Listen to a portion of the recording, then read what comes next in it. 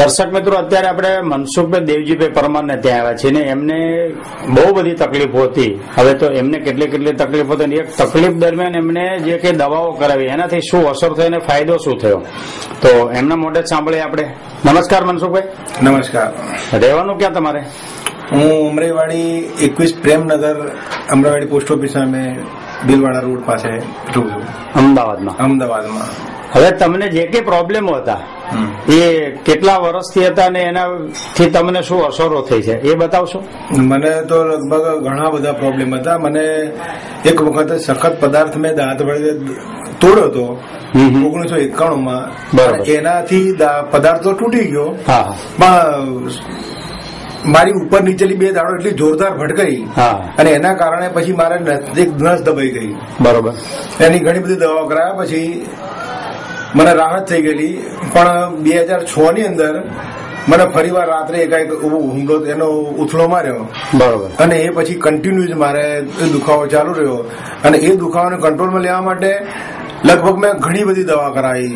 મેં neurologist, ન્યુરોફિઝિશિયન, psychiatric, મનોવૈજ્ઞાનિક રોગોના એને ફિઝિશિયન, બધા સ્પેશિયાલિસ્ટોને મળી અને મારા માટે ઉપચાર કરાવડાયા. સીટી સ્કેન કરાવ્યો છે, MRI કરાવી, બધા કેટલા બધા એક્સરે લેવડાયા. પણ મને દવા લીધા પછી કોઈ જાતનો કાંઈ પણ ફેર ના પડ્યો. છેલ્લા 10 મહિનાથી તો મારી પરિસ્થિતિ એટલી ખરાબ થઈ ગઈ કે હું પથારીમાંથી ઉભો જ ના થઈ શકું. બેડ સેટ થઈ ગયા? હા, એટલો બધો બેડ સેટ થઈ ગયો ને કે મારાથી ઉભું જ ના થવાય. અને મને આ જે તકલીફ થાય, આનો જે હુમલો થાય એમાં શું છે, એકદમ મારું શરીર ગરમ લાગે જેવું થઈ જાય અને આખું શરીર શેકાઈ જાય. એટલે મારે શું છે કે મારા ઘરવાળા કે કોઈ પણ હોય ઠંડા શરીર વાળા એ લોકોને પકડી લઉં અને એમની ઠંડક મેળવવાની કોશિશ કરું. મને ગળામાં સોસ પડે, શ્વાસ લેવાની તકલીફ પડે, મને ઢીંચણમાં તકલીફ થઈ ગયેલી, બીપી વધી ગયું. ઢીંચણમાં શું તકલીફ થઈ? ઢીંચણના અંદર આ બધો સોજાઈ ગયો તો મારો પગ એકદમ બેઠાડું જીવન થઈ ગયું ને, પગ એકદમ સોજાઈ ગયો. એટલે આ પરિસ્થિતિ બધી મારી એટલી બધી ખરાબ થઈ ગઈ કે એની અંદર મારાથી તો જીવવું મુશ્કેલ થઈ ગયું. અને એ બધું અત્યારે પછી મેં જે નેચરામોલ પાવડર ચાલુ કર્યો છે. આ ઢીંચણમાં હજુ સોજો છે, ઘણી બધી રાહત થઈ ગઈ. પહેલા આટલું નતું. હા, પહેલો તો આવડો મોટો પગ હતો, એટલી બધી પરિસ્થિતિ હતી. બરોબર. તો એ વખતની અંદર મેં પછી હવે આ દવાઓ લઈને થાકી ગયા, તમે કંટાળી ગયા, દવાની વિપરીત અસરો થઈ, એનાથી મગજ ઉપર કઈ અસર પડી હોય એવું થયું ખરું? એલોપેથિક દવાથી માનસિક રીતે એટલી ખરાબ અસર થઈ ગઈ કે મારાથી મને એમ થઈ ગયું ને કે છેલ્લે મારી શક્તિ, હું પહેલે ખૂબ જ અખાડો કરતો હતો અને શક્તિ મારામાં ખૂબ હતી, પણ આ બધી શક્તિ મને એકદમ એટલી બધી નાશ થઈ ગઈ. દવા ખાવાથી નાશ થઈ કે મારા ઉઠવાના કે પાંખ ઉડાડવાના મારા હોશ ના રહ્યા. એટલે આ બધી પરિસ્થિતિ અંદર મારું શું થયું કે મને એમ થયું કે આપણે છેલ્લે દવા એટલી મેં લાખો રૂપિયા દવા કરાવી છે. અત્યાર સુધીમાં લગભગ 5 લાખ રૂપિયાથી વધારે મારા આર્થિક નુકસાન ભોગવવું પડ્યું છે દવા દારૂ. અને છેલ્લા 6 વર્ષથી એટલો પરેશાન થઈ ગયો હતો. અને એમાં 10 મહિનાથી તો મેં પથારી પકડી રાખી હતી અને ઉભો નતો થઈ શકતો. આ સમય દરમિયાન મને મારો છોકરો છે, એનો એક મિત્ર હતા જગદીશભાઈ, તો એમની પાસેથી કેસેટ લાવેલા. એ કેસેટ મારો છોકરો મને 3 વખત બતાડવાની કોશિશ કરી, પણ માનસિક રીતે હું એટલો બધો હતાશ થઈ ગયો ને કે મેં એની વાતને ગણકારી નહીં. પછી એક વખત મને આ તકલીફ ચાલુ થઈ હતી, એ અરસામાં મારા છોકરાએ ચૂપચાપ કેસેટ ચાલુ કરી દીધી અને હું એમાં મારા તકલીફમાં હતો અને મારી નજર ટીવીમાં ગઈ તો ત્યાં બધાના ઇન્ટરવ્યુ ચાલતા હતા. મેં ઇન્ટરવ્યુ મેં જોયા. પછી મને એમ લાગ્યું કે એક આ ડૂબતો માણસ તરવાનો આશરો લે, કારણ કે છેલ્લે મેં ઘરવાળા બધાને કહી દીધું કે હવે મારા જીવનની આશા રાખશો નહીં, હું ગમે ત્યારે આત્મહત્યા કરી લઈશ. આ પરિસ્થિતિ મારી એટલી બધી વિકટ, કારણ કે મારા આર્થિક રીતે પણ હું નુકસાનમાં આવી ગયો હતો. મારા ઘરવાળાએ મારા માટે એટલો બધો ખર્ચો કરી નાખ્યો ને કે ઘરની અંદર આવક નહીં અને જાવક વધી ગયેલી. બરોબર. આ પરિસ્થિતિની અંદર મેં કહ્યું હવે ઘરવાળાને કોઈ બોજો આપવો નથી. એટલે ઘરવાળા મને દરેક જગ્યાએ દવાખાને જવાનું કહે, પણ હું ના જ પાડું. છેવટે પછી આ નેચરામોરની જે વાત મેં કેસેટ જોઈ એટલે મને એવું લાગ્યું કે ભાઈ આપણે એક આશરો આ જે છે તો એને કદાચ સારું થઈ જાય આપણે કરી જોઈએ. એટલે હું ત્યાં મીટિંગ આ સીડી તમે જે જોઈ એમાંથી તમને શું લાગ્યું? જોવા પછી શું લાગ્યું? જોયા પછી મને એમ લાગ્યું કે જો આટલા બધા સારું થતું હોય તો હું પણ એક અખતરો કરી જઉં. દર્દીઓને ઇન્ટરવ્યુ સાંભળ્યા પછી તમને જોયા અને એ પછી મને એવું લાગ્યું કે ના કઈક આમાં અખતરો કરવા જેવો છે, કઈક દમ છે. હા, દમ છે એવું મને લાગ્યું. એટલે મેં પછી શું છે કે મેં પાવડરનો ડબ્બો મેં જગદીશભાઈ પાસેથી લીધો અને એ ચાલુ કર્યો. પણ ચાલુ એક તો આ જડીબુટ્ટી જેવું કામ કર્યું. જડીબુટ્ટી જ છે, સમજો, ઔષધિ છે. હા, એટલે એમાં શું કર્યું કે મને લગભગ મેં એક જ વખત પાવડર લીધો. એ દિવસે મને થોડો ઠંડા 2, 3, 4 વખત મારે જવું પડ્યું. બરોબર. પણ બીજા દિવસે એકદમ શરીરમાં સ્ફૂર્તિ આવી ગઈ.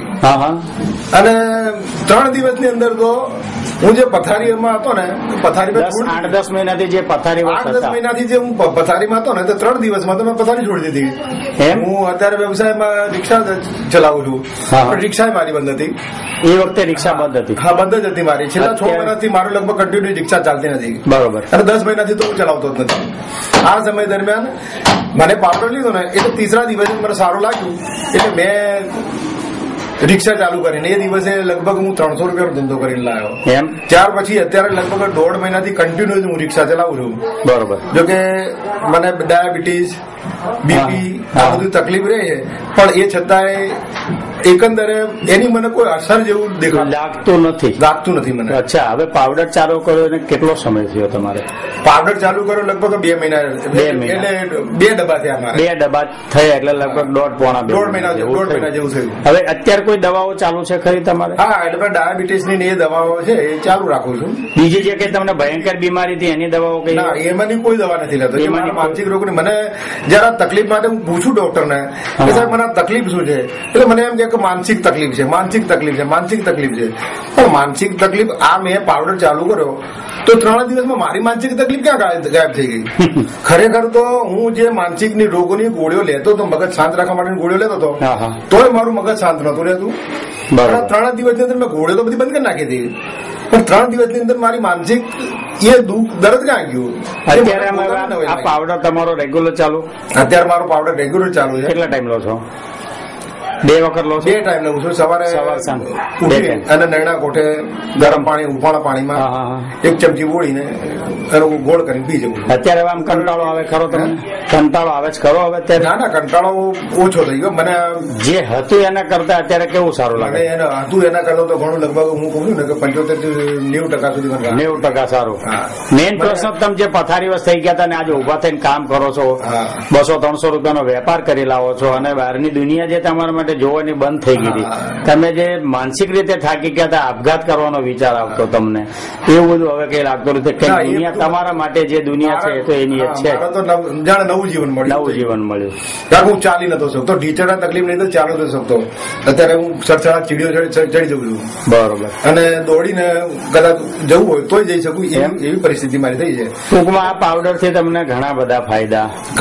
ઘણા બધા ફાયદા થયા. મારા એકને અનેક જાતના રોગ છે ને એમાંથી લગભગ મને મોટા ભાગમાંથી મુક્તિ મળી ગઈ. અને અત્યારે છે ને કે હું મારું પાવડર ચાલુ છે. 2 ડબ્બાની અંદર જો મારી પરિસ્થિતિ આવી હોય તો મેં તો નક્કી કર્યું છે કે કદાચ 10 ડબ્બા મારા ખાલી કરવાના થાય ને તો આ 10 ડબ્બા હું આ ખાલી કરીશ. નેત્રા મોર 10 ડબ્બા સુધી ખાલી કરીશ હું. અને મારો જે રોગ છે ને એ મને પૂર્ણ વિશ્વાસ છે આ ડબ્બા ઉપર કે આ મારો જડ મૂળમાંથી આ રોગ કાઢી નાખશે.